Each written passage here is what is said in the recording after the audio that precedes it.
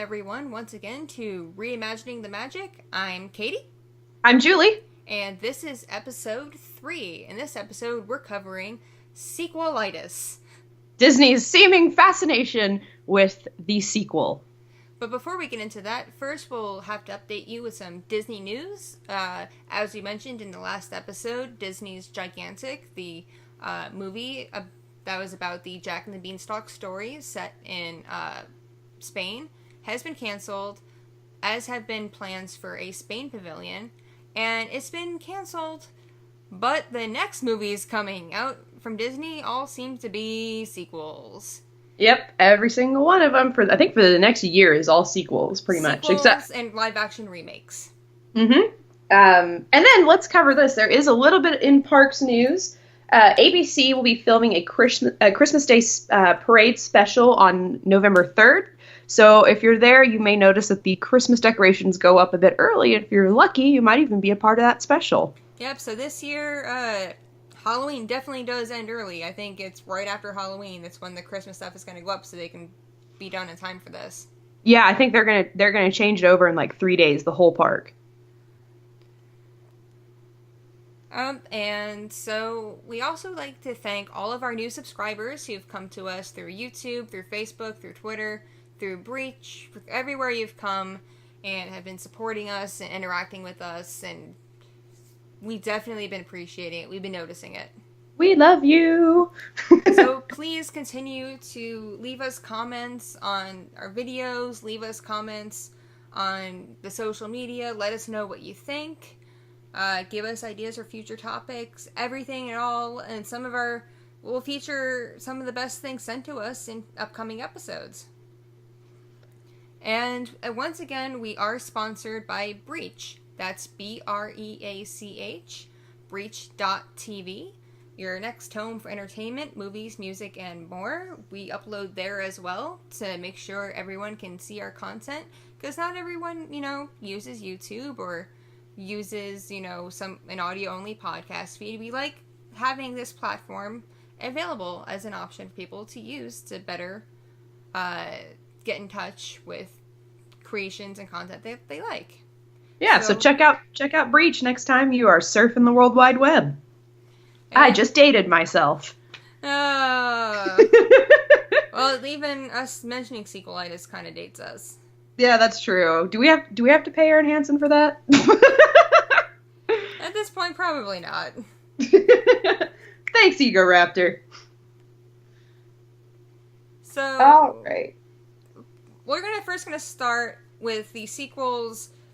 We should be talking about the ones that happened in the 90s and the 2000s that all came ones that all came on video and DVD. The direct-to-DVD sequels of the late 90s and early 2000s. Ooh. Don't get me started on how bad the Mulan sequel was. Oh, God. It was just so convenient that those 3 princesses and the 3 soldier guys just had to, get along. Right. So convenient. I think, I want to say the first direct-to-DVD sequel I remember is the Pocahontas sequel. Let's talk about how awful that was. Well, at least they kind of better kept to the history with that one. Because she didn't love John Smith. She actually went to England and with the other guy. Right. In history.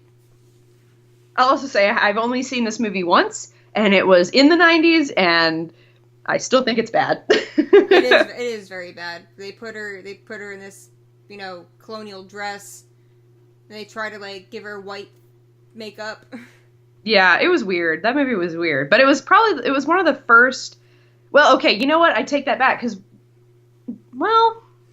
Yeah, I take that back, because I think the Aladdin ones were before Pocahontas, now that I think about it. Return of Jafar came out, I think, in, 93. It was Return of Jafar.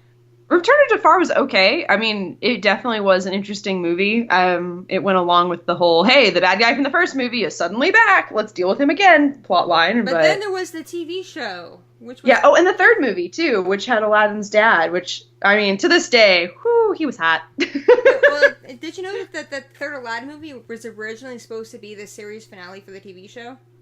No, I actually heard that it was supposed to go to theaters. Yeah, it was supposed to feature Mosenrath and reveal that Mosenrath and Aladdin were brothers. But instead we got his dad. Yep. Ooh, oh yeah, that was interesting. So but yeah, no, I mean, I love that movie. It featured the return of Robin Williams as the genie. finally, we understand why he didn't come back for the TV series or for Return of Jafar, because he had some issues with people working Disney at the time. He did not oblige by his contract wishes. Yeah. And then, so then we got the Pocahontas sequels. There was a Cinderella sequel somewhere in there, I think. Oh, pretty much everything got a sequel. We got Lady and the Tramp sequel. We got Oh yeah. 101 Dalmatians sequel. We got the Lion King sequel. I don't even remember the 101 Dalmatians sequel. Oh, Patch's London Adventure. Oh, okay. Now that you mention it, I don't think I ever saw it, but I do vaguely remember that. Wasn't there also a 101 Dalmatians TV show? I kind of remember there being one. No, but they were featured on House of Mouse, I think. If there was a 101 Dalmatians TV show, because I'm pretty sure there was one sometime in the 90s, let me know that I'm not crazy, because I remember there being one, but it had a kind of a weird art style. Yeah, Hercules got a sequel and a TV show, which I always thought was weird because I felt like it pretty much erased the entire purpose of the movie. Hercules, yeah, that was weird. Yeah. And so throughout this whole time period, Disney was experimenting with these sequels, but none of them went past one sequel. And I don't know if it was just because they were bad or because there was no interest or because that was their original plan. They just wanted to make a little extra money off these properties before they moved on. But all of them were either on TV or direct to DVD, which means that they were basically putting their B team and C team animators on it. So the new people, the young people, they were the ones working on these, which is great because it allowed the A team to work on new original ideas for movies. And I mean, the movies weren't, I mean, some of them were just awful, but they weren't just, I mean, it wasn't like they weren't cramming them down everyone's throat. They weren't going to theaters. They were just on DVD. You didn't have to watch them to know where the series was going next. They were just kind of, they were obscure, and it wasn't the juggernaut that it is now. There were some good direct-to-video sequels, like the third Cinderella movie, A Cinderella Twist in Time, had good animation.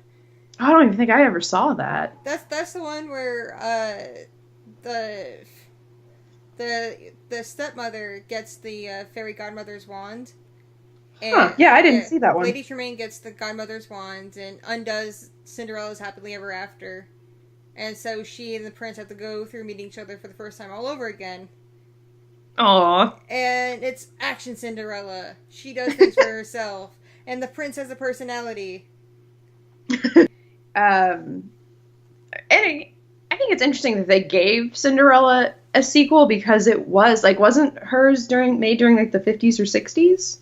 Yeah, she had a sequel, and then that was just kind of like 3 stories told together. And I do remember that one. And then a Twist in Time came out later on. And then there was technically 2 Tarzan sequels. There was Tarzan and Jane, which was like kind of like their TV show, just like mushed together into a movie.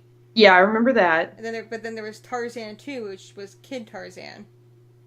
You mean Tarzan? We should have made this before the first one. And there was also Fox and the Hound 2, which made no sense at all. Right? Like, what? Fox and the Hound joined a band. Yeah, I never saw that. That's new to me. Yeah, it's terrible. It's the worst. Don't. Yeah. Lady and the Tramp 2, Scamp's doing stuff. Yeah, I do remember seeing that one. I remember that one with Scamp, and that was weird. Mm-hmm. Yeah, it was really weird. It was basically the first movie all over again, but with their kids. Bambi 2, where it takes place during the movie. Like, what did Bambi do with his dad? Yeah, right. It's like, here you go, all the information you never wanted. And pretty much. And then there was Brother Bear 2, where the bear gets a lady bear. Yeah, because there was no love story in the first one. They had to put it in the second. I think the worst offender, though, was the Hunchback sequel. Oh gosh, I forgot that even existed. I never saw that. I haven't even seen the first one, so I hate admitting to that. I've seen like the animation, like the about, and I'm just like, oh, this movie's so gorgeous, and I've seen like gifs of it, and I'm just like, oh, it's beautiful. Why haven't I actually watched this? Well, here's the worst thing. Okay, so we all know Quasimodo's ugly as hell. That's why he didn't get Esmeralda. Like, let's just be real here. Yeah, because Esmeralda got with Phoebus at the end of the first movie. Quasi got friend zoned, but he was okay with it. He was totally okay with it. And so in the sequel, they decided to give him a girl, and the girl is blind. Well, that solves all the problems, doesn't it? And then also there's a whole big thing about a bell in the bell tower that has all these jewels on the inside. Basically, the bell is ugly, but it's beautiful on the inside. Oh gosh. Symbolism! We're shoving it in your face! It's god awful. Oh, Little Mermaid too, or her daughter. Oh yeah, wasn't that one actually decent though? Kinda. It's been a while really. since I saw it. Ursula's crazy sister, come on now. Ursula's crazy sister. So that was the whole trope of, hey, the bad guy's gone, but her sister's crazy too, and now you gotta defeat her. And it was just, like, her wanting to go into the ocean the way Ariel wanted to get out of the ocean. And it's like, oh, this is just, ugh. Yeah. Cringe. And then they had a prequel, Ariel's Beginning, with her mom. Mm-hmm. Her mom dying. I've seen the pictures of that. I've never seen that one. Which you'd think with my obsession with mermaids, I would have seen it, but I just haven't.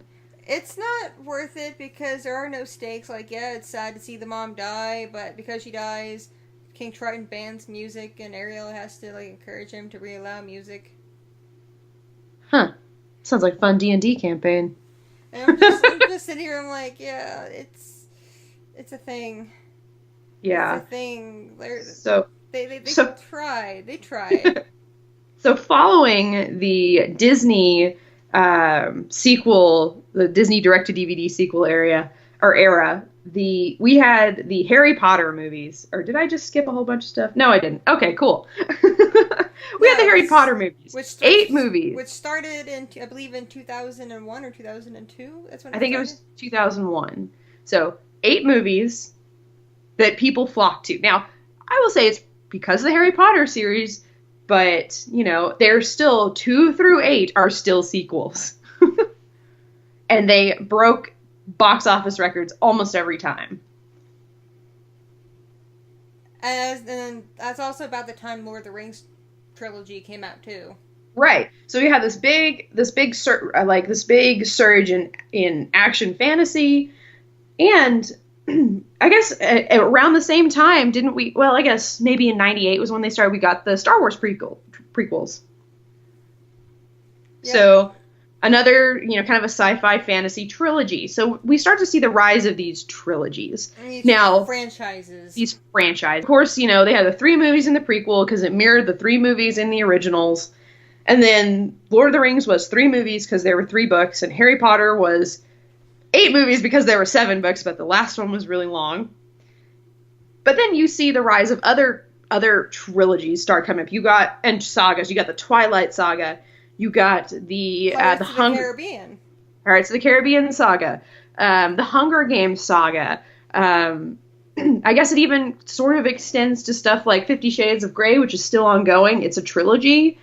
You see this rise of these franchises, a lot of them related to books. Now, the books were already 1, 2, and 3, so each movie 1, 2, 3, or if they had to split the last one. So they were designed to be that way, but people started to see that audiences really wanted to see the same characters over and over. It was making money.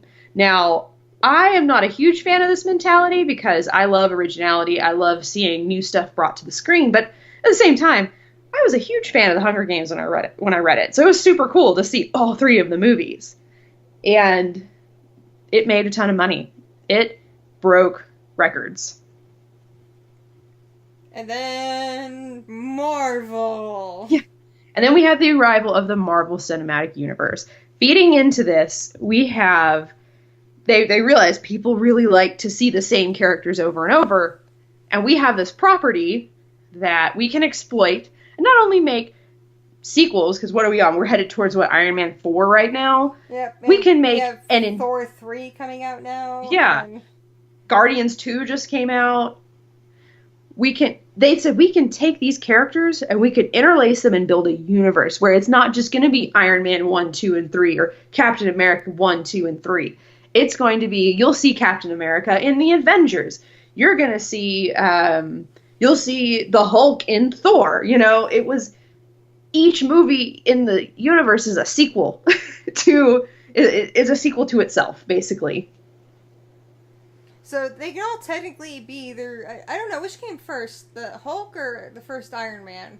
The first Iron Man, because I think the Hulk before it was technically a reboot. I'm not sure if they intended. Well, no, I guess you're right. I guess the Hulk did technically come first, but it didn't do well. I think as far as this goes, I think Iron Man started it. The first Okay, Iron yeah. Man. So, you get this whole cinematic universe, and they figured out that people pay to see the same stuff over and over and over. I have a problem with that, because I want to see new stuff. But how many movies have come out this year that are new? We had, Cars 3, Pirates 4, we have Guardians 2. There's only a few properties Disney's putting out this year that isn't a sequel. We're getting Coco, and we're getting Black Panther. Black Panther's next year. Oh, that's next year? I thought it was this year. That's February. Oh, Thor's what we're getting. So Thor is also a sequel. Yeah, bring Thor and Star Wars. Yeah, and Star Wars, which is also a sequel. A sequel to a sequel. So Coco is pretty much the only original thing coming out of the Disney factory in America. Yep.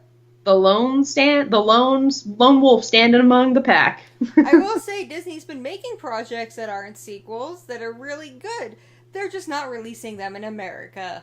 Right. Yeah. We were talking about that the other day. There was a movie that sounded really interesting that was released in India. Jaga Jasus. Yeah. Disney is very heavily involved in Bollywood, and it kind of breaks my heart that they are making truly beautiful looking films, but we'll never see them in America. Yeah, not unless we, visit a certain website, our mateys. Or there are some little mom and pop movie theaters in cities that show Bollywood films subtitled in English. I wonder if a couple of those there's a certain Austin-based movie chain that likes to carry stuff like that. I wonder if they'll ever bring it. That'd be pretty cool. But yeah, that's my personal issue with the sequels, is that it's not even that Disney is out of ideas. They have ideas. They're just not producing and making them in this country. Right. And, the real powerhouse behind a lot of the original stuff that's been coming out through Disney recently has been Pixar. And this year, Pixar released Cars 3. Cars is a trilogy now. Though I will say that Cars 3 should just be called Cars 2, and Cars 2 never existed. Cars 2 should be just called Mater's Adventure or something. To be called, we had a fart, and it was Mater, and it's about a 2-hour long fart. Yeah, and so then now we're to Toy Story 4, which is starting to show even They announced Pixar. Toy Story 4, and what we know about it so far with Toy Story 4, and this is why it upsets me so much, is Toy Story 3 was like the perfect ending for that it was story. Beautiful. But apparently, Pixar Disney decided that people really wanted to know where Bo Peep was. What? Toy Story 4 is about where Bo Peep was.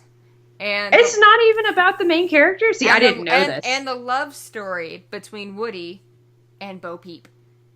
Oh, gotta have a love story, right? I mean, we had Buzz and Jessie, but they were cute. But I gotta say, it's like, I never really saw much of a real love story, because when Buzz showed up in the first Toy Story, like, Bo Peep was not hesitant to leave Woody for Buzz. Yeah, it was more of like a gimmick than it was an actual story point. And it wasn't expanded upon in 2 or 3. Yeah, but Bo Peep wasn't even in 3. Oh, that's right. I keep forgetting that. Jessie was basically Bo Peep's replacement. Yeah, and she's obviously not Woody's love interest. Yeah. So it's just strange that they have something featuring all of her. So yeah, so we come to this thing where even Pixar, who has been a real powerhouse of original content for forever, suddenly is pumping out sequel, sequel, sequel. We got Finding Dory last year, which I will say it was probably about time for a second Finding Nemo movie because it had been so long. I think it was fun to revisit it. But then we got Cars 3. We had Monsters University, which we did have, which was a weird movie. I did not like it. No, it wasn't good. It was that story nobody asked no one asked to be told. Because I don't think what Pixar realized is people loved Monsters Inc., but you know what part of Monsters Inc. people loved? Boo. Boo. They loved Boo. People wanted to know what happened to Boo. I would love to know what happened to Boo. I would pay money for a sequel to know what happened to Boo. I will say that. But Monsters University was such a letdown. Yeah, I didn't like it. I didn't like it. And I don't like Disney putting all this into Monsters Inc. and it being this whole thing. And I'm like, no, please stop. Right. Unless you're talking about Boo, please stop. And some of the original movies that Pixar has put out lately have been subpar, like The Good Dinosaur. Absolutely subpar for Pixar. I expect better of them than that. They're better than. I hated it. They are better than that. Inside Out was great. Oh yeah, Inside Out, amazing, fantastic. It's a great way to explain feelings like negative. It's a great way to explain negative emotions to a child. It is brilliant. And depression, even.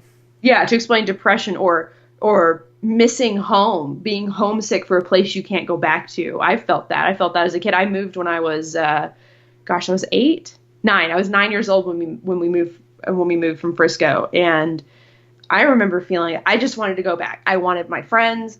I wanted my school. I didn't fit in where we moved. It was a very different environment, and I was made fun of a lot. I didn't want to be there. Same for me. Yeah. I moved from New Jersey to Texas.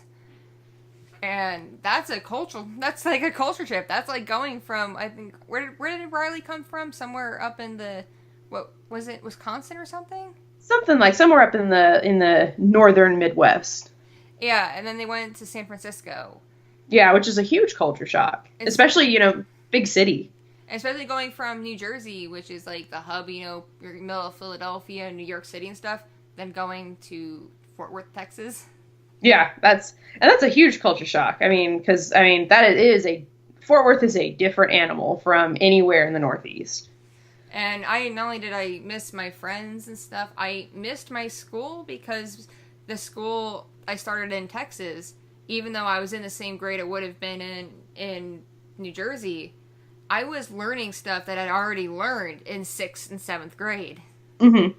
Yeah. Texas was behind where I came from, and I had to deal with that difficulty and that stress. And, moving is a big thing now. There's so many children move because parents getting better jobs having to relocate, or if you're in a military family. Mm-hmm. Yeah. Or movies now at the way the country is, some kids wind up being raised in a single-parent household because a parent goes to jail. Yeah. Inside Out was such a brilliant way to explain those negative emotions to a child and to tell them, hey, this is okay. So I think stepping off of such a great movie, which, I'm sorry, I was trying to remember who won the Academy Award. It was Zootopia that won. But coming off of a movie that was that awesome, and the next movie that comes out is Cars 3, which was pretty lackluster. Cars 3 was better than Cars 2, about on par with Cars 1. If you like Cars, the original movie, if you like NASCAR, if you like the history of cars in general, like just actual cars and the racing, like NASCAR style racing, and even Demolition Derby, you will like Cars 3. Right.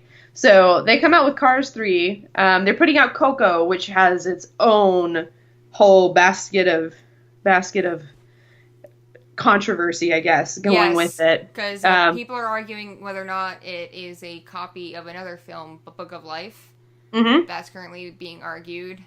And people are just hoping that Because Elena Valvor came out, and that is very respectful of Latin American culture and even Mexican culture. And because they do have a Day of the Dead episode. I think they have a couple of them in that show, and they're very respectful. But I think people are worried that Coco may not be as respectful. Right. And I think that, like I said, we will have our own review of Coco when it does come out. I think it's due out at the end of November. Yes, definitely. So we'll touch more on that once we do see it, once it is out, and the general consensus is made on this movie, whether or not it is more of a typical Pixar movie, whether it has that emotional quality that we've come to know from Pixar. But then, of course, lined up next year, what is Incredibles 2 next year? I believe Incredibles 2 is next year, and Wreck-It Ralph 2. Yeah, well, and Wreck-It Ralph 2 isn't Pixar, though. That's Disney. That's Disney Animation. We got Incredibles 2 lined up. We got another Toy Story. Something else I think is also getting a sequel. Maybe it is Toy Story 4 that's coming out this year. I will consult Google and see what it tells me about Toy Story 4's release date. Be like, to Wikipedia. Right? No, it's 2019. 2019. So I'm not sure what Pixar's 2 releases are, or if they will do 2. Hang on, I'm looking that up now. Right, we're just like, man, I should have looked this up earlier. I accidentally typed in Pixar. That's the new way to say Pixar. Pixar. It's Pixar's younger brother. Pixar. Let's see, Pixar movies 2018. That's okay. Pixar. Oh, it was Gigantic, which was canceled. Oh, the Gigantic wasn't Pixar. That was Disney. Oh, that's weird. It came up on here as list of films Wikipedia. Let's go to Wikipedia, because that's definitely 100% reliable. Okay, there we go. We got the Pixar films. We got, after Coco is Incredibles 2, Toy Story 4. Yeah, Incredibles 2 is 2018, Toy Story 4, 2019, and then untitled films. Looks like they have 2 slated for 2020 and 1 slated for 2021. And then, from Disney, we have Ralph Breaks the Internet, Wreck-It Ralph 2 for 2018, Frozen 2 for 2019. So it looks like Disney and Pixar are both having films in 2018 and 2019, and they're both sequels. Right, and we also know that Frozen 2 is coming. I don't think there's a release date for that yet. Frozen 2, November 27th, 2019. Okay, so there is a release date for it. So yeah, if you're tired of Let It Go, too bad. There's more coming. So basically, Frozen 2 and Toy Story 4 come out the same year, and Wreck-It Ralph 2 and Incredibles 2 come out the same year.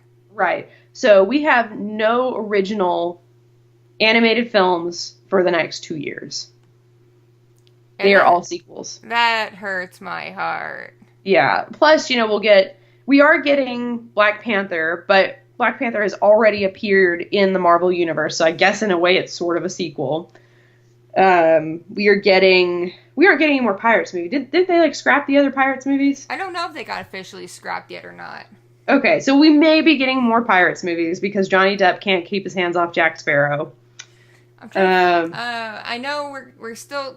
There's gonna be that Avengers movie, The Infinity War. Oh yeah, that's right. And oh gosh, I feel like there's something else that I'm missing that's coming out. Yeah. Well, I'll eventually remember. It's really hard for us to keep track of the Marvel Universe because now we also have Fox doing their thing. Yeah. With the X-Men and Deadpool and the mutants. Deadpool 2? Okay, I will admit I'm super excited for Deadpool 2. But it's hard to keep it straight because we got Marvel, which is Disney Marvel, but there's also Fox Marvel doing their thing. And Sony Marvel with Spider-Man. But then they gave it to Disney, sort of. Sort of. It's like, they're getting along for now. They're co-parenting. That's the perfect way of putting it. Sony and Disney Marvel are co-parenting Spider-Man. Right. So I think this reflects a trend in Hollywood overall, which is sequels put out as many basically grab as much cash as you can while the characters are hot. Keep putting out sequels, keep raking in the money, and live action remakes of animated classics, because we yes. got those coming too. We got live action Mulan, we've got live action Lion King. Yeah, and live action Aladdin. Oh my gosh. So right now it's keep everything familiar, don't try anything new, just keep raking in the money from characters that people know and love. And the innovation has dropped off drastically, especially in the realm of family-friendly movies. Like, I'd say there still is a lot of innovation in movies that are basically Oscar bait, but animated movies aren't quite living up to that anymore. So if Gigantic had come out on time, which would have been next year, that would have been an original movie. Mm-hmm. And even then, they announced it got pushed back to 2020. Still, that we had something original to look forward to, but Gigantic got canceled. Mm-hmm. So we just have sequels to look forward to, and live-action remakes, and expanded universe things. Oh, yeah. And, of course, the TV shows based on these movie universes. Right, like Tangled got one, and... Tangled got one, we got Star Wars. Mm-hmm, and Big Hero 6 is getting one. Big Hero 6 is getting one. We have Lion Guard, which is on Disney Junior. Which is actually wonderful. If you haven't seen Lion Guard, you should watch it. Just ignore the walk animation cycles. They're bad. Yeah, it's just keep in mind, it's meant for kids under 10. Yeah. So it's not going to get... It does get pretty dark, but it's not... Yeah. Doesn't get too dark. Yeah, if you've ever wondered about Scar's backstory, watch The Lion Guard. They do explain it. They explain Scar's backstory. They kind of expand more upon, like, how... The reason why the animals all kind of get along. Like, the fact that the prey know they are prey. Yeah. So, this is all... I mean, we know this is all basically a cash grab, and I feel like, you know, this sequel... The sequelitis... So here's a good question. A question I'll ask you, Julie, and a question I want to give off to our viewers. We have two versions of sequelitis. We have the Michael Eisner sequelitis, which it was TV shows such as the Little Mermaid TV show, the Aladdin TV show, the Hercules TV show, the Tarzan TV show, trying to do an Atlantis TV show, and then all those direct-to-DVD home video sequels that came out and all that. And, an Emperor's New Scroll, that counts there too, all that stuff. And then we have the Bob Iger sequels, which is stuff coming to theaters and expanded universes and stuff like that. Which sequelitis is better? Or are they equally terrible and equally good in their own ways? I think that the Eisner sequelitis is better because it still allowed for a lot of creativity. I think there was, and we still got movies like Mulan out of it. We still got the original Tarzan. None of them got theater sequels. They were all direct to DVD, which meant that one got one theater sequel. Which one? Peter Pan. That is true. Was that during the Eisner period? Yep, that was early 2000s. Okay, and to be fair, there were like 40 years in between the movies. So there was Peter Pan it was okay, but it was released in theaters.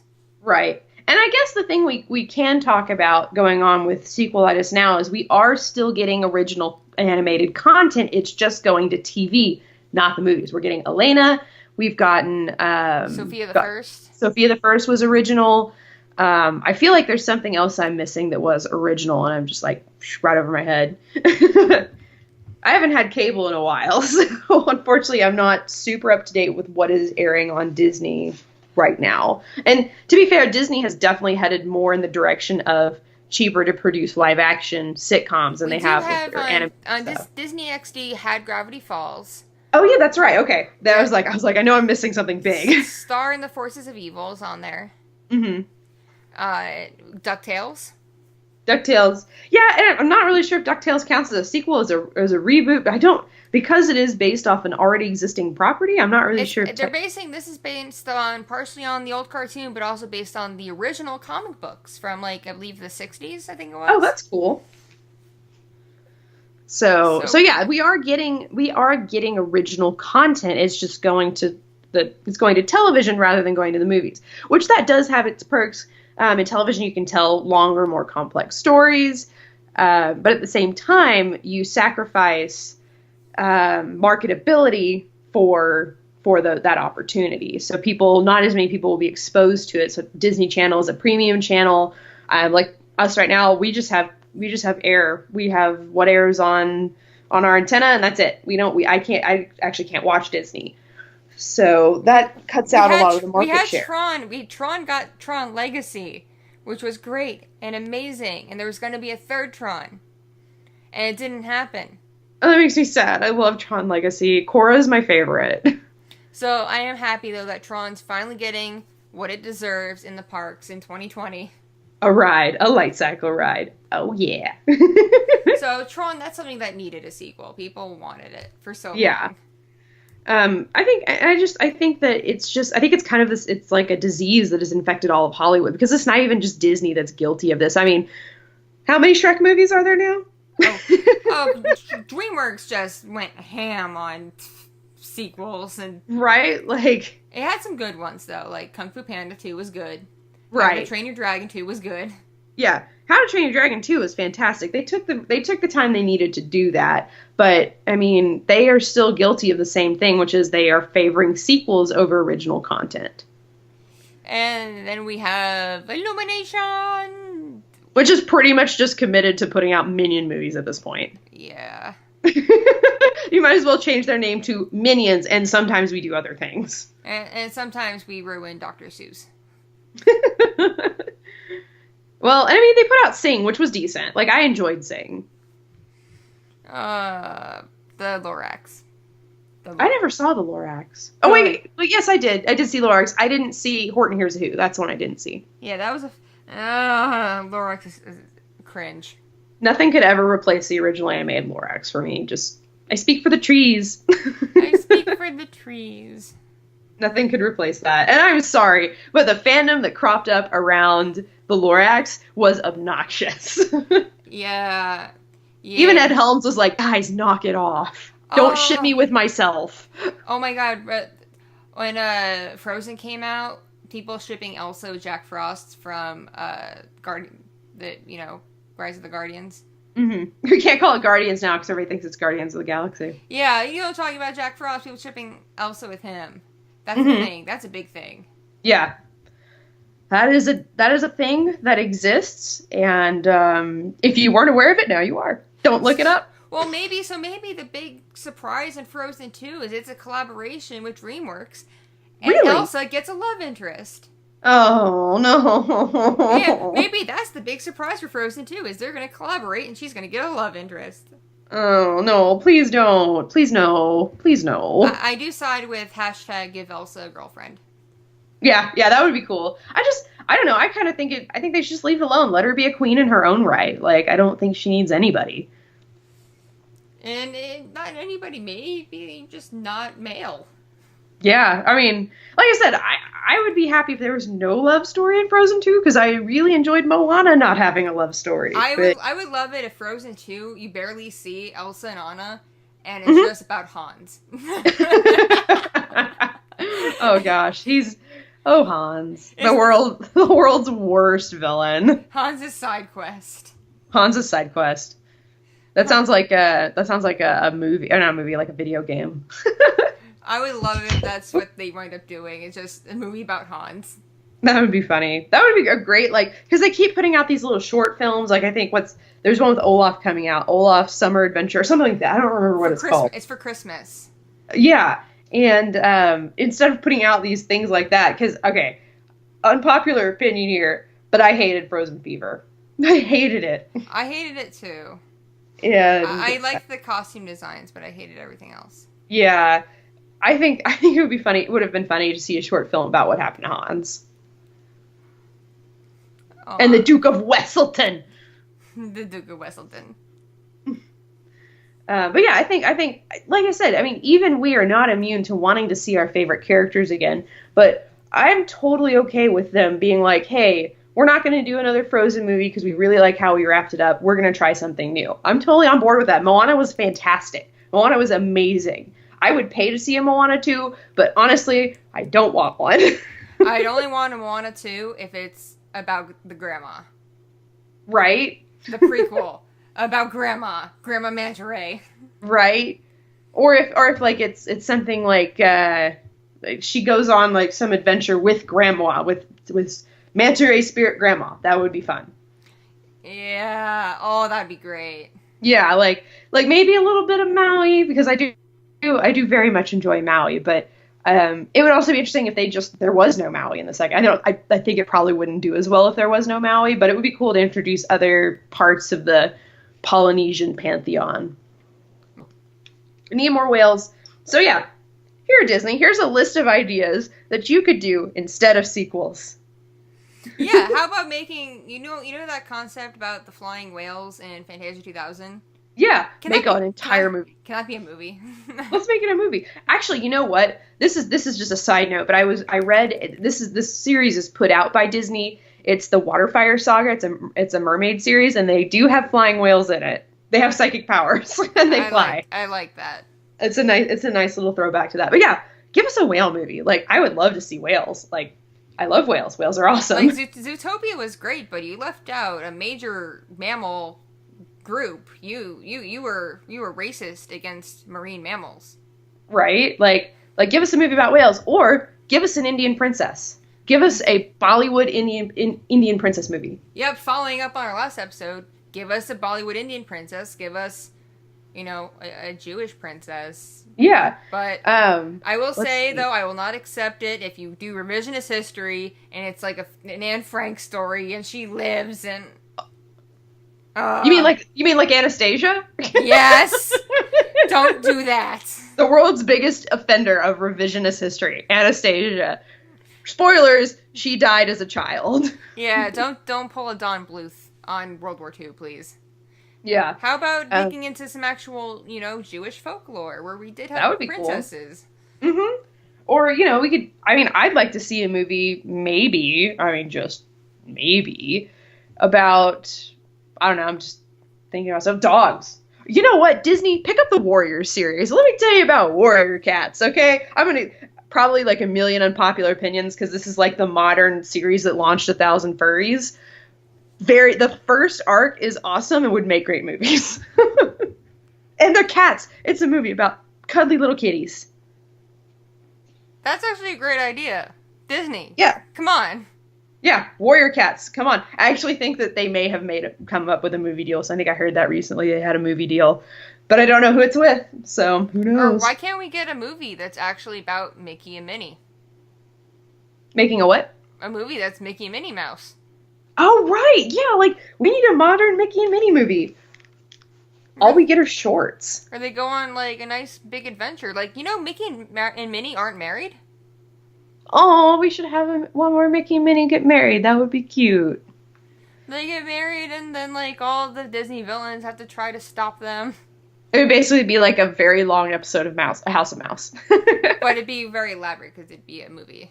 Right? And I think it'd be great to have a movie that reintroduces those classic characters. And I just want to see Chernabog fly over the castle. Right? And you'll see, other things. Like, there's always classic literature that could be adapted. I would be okay with another Fantasia, because it's not technically a sequel, because Fantasia was always supposed to be a continuing project. Mm-hmm. That would be nice. Let's see.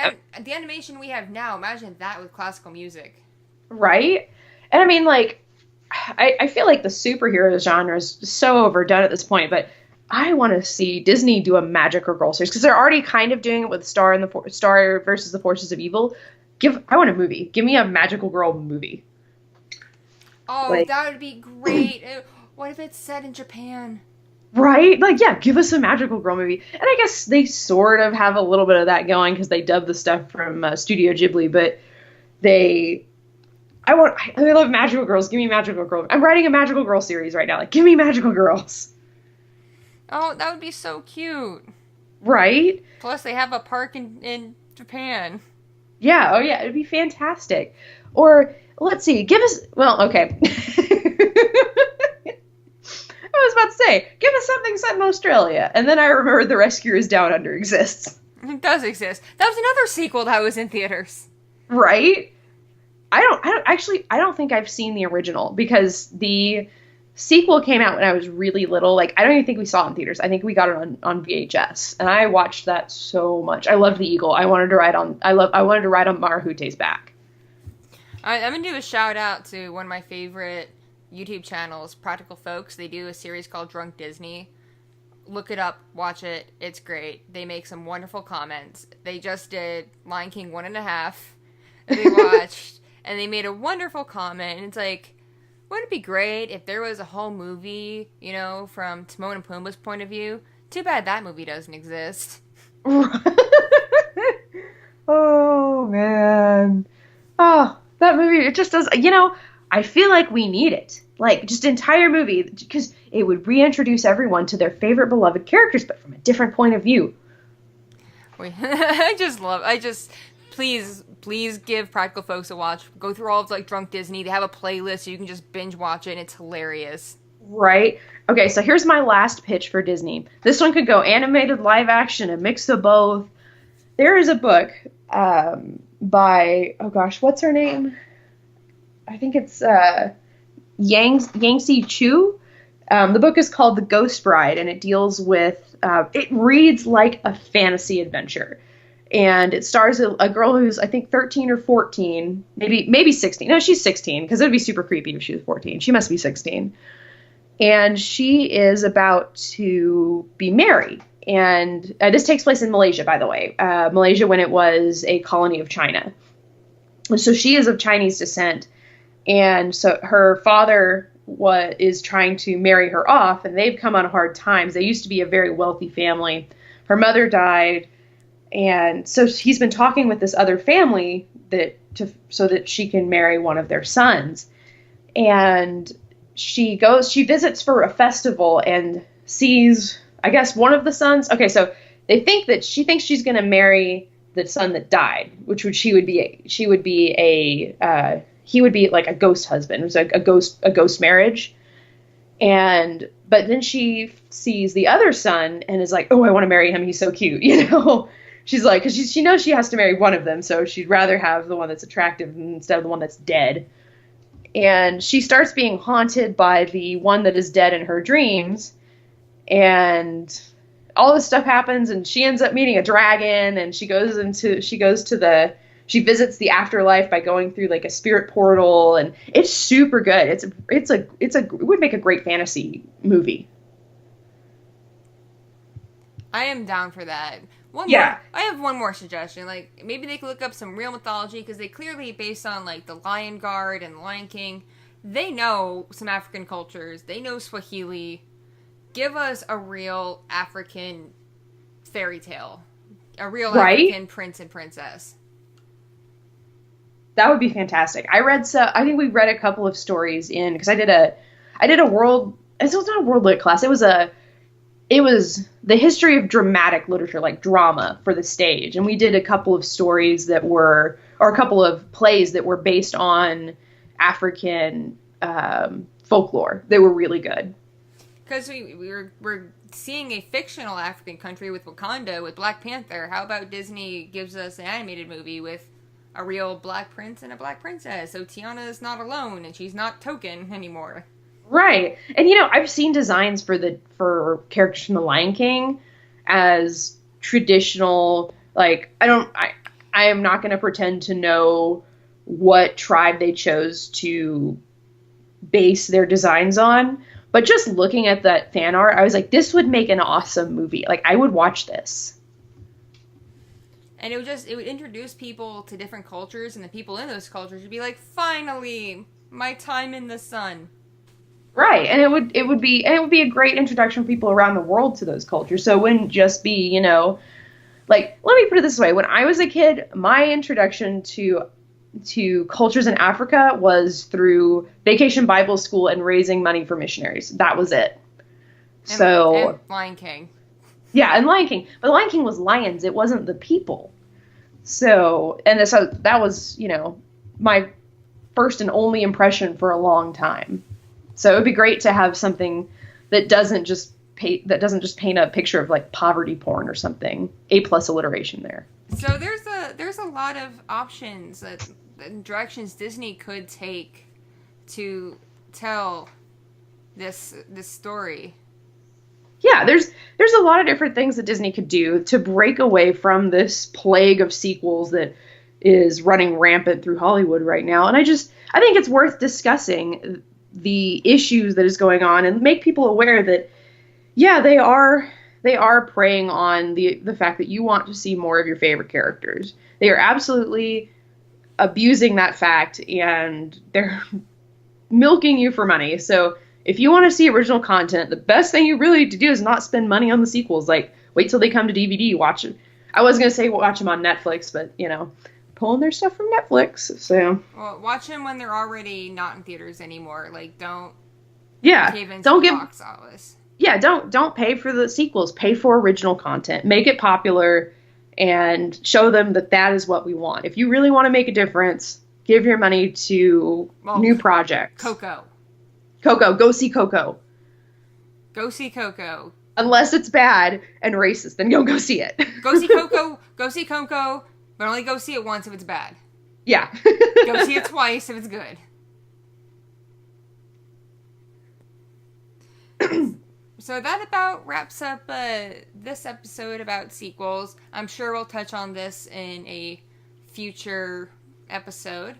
But as we asked in the last episode about some princess ideas, we'd like to embellish on that. Like, what are some original film ideas you think Disney could adapt or Pixar could adapt for original films that aren't sequels? And we'll pick some of the best answers to bring up in our next episode. You can leave them in comments on YouTube. You can leave them in comments on our Facebook, or tweet them to us, or even on Breach. Leave us in the comments, and we'll find and go through the best ones, and we will read them off. Yeah, we'll probably have like a listener special at some point where we just kind of talk about what people have told us, and your ideas and thoughts on the topics we bring up. Yep, so that's it for episode 3, the sequelitis. Until next time, this is Katie. This is Julie. And we are reimagining the magic. We'll see you next time.